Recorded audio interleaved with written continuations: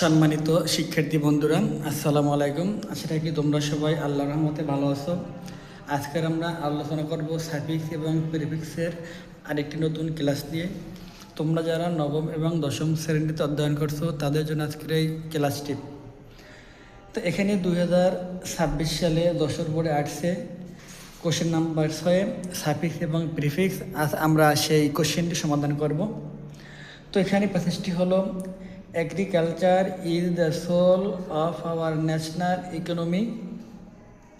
কৃষি আমাদের জাতীয় অর্থনীতির একটি আত্মা বা প্রাণ।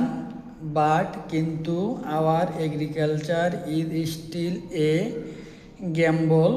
এ গ্যাম্বল মানে জুয়া খেলা। ইন হচ্ছে প্রিপোজিশন। আমরা জানি প্রিপোজিশনের আগে এবং পরে নাউন বসে।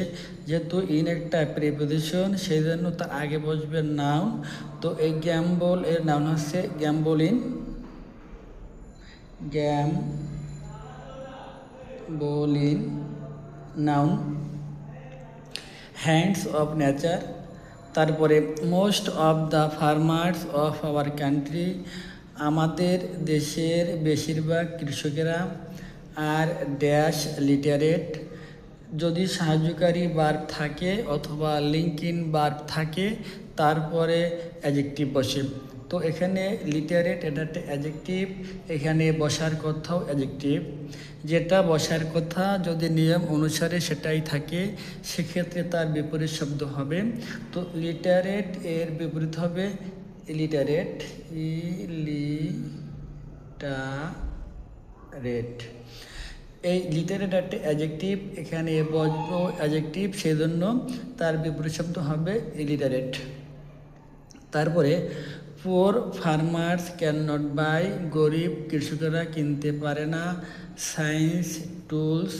টুলস মানে যন্ত্রপাতি। ফর কাল্টিভেশন চাষাবাদের জন্য। তো এখানে টুলস হলো নাউন। আমরা জানি নাউনের পূর্বে অ্যাডজেক্টিভ বসে। তো সায়েন্স এর অ্যাডজেক্টিভ হবে সায়েন্টিস্ট, সায়েন্টিফিক।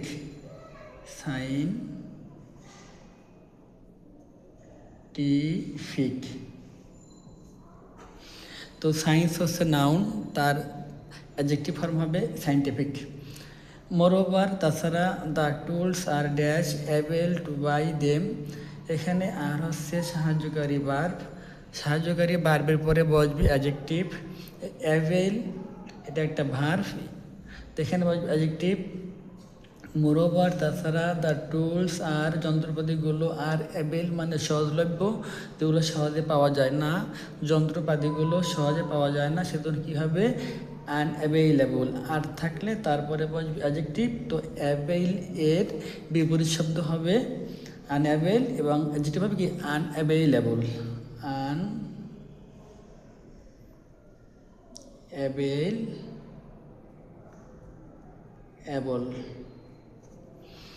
তারপরে ইন উইন্টার শীতকালে। Irrigate is also costly. শীতকালে চাষাবাদ বা শীতকালে সেচ দেওয়া ব্যয়বহুল। এখানে ইজ হচ্ছে না ভার্ব।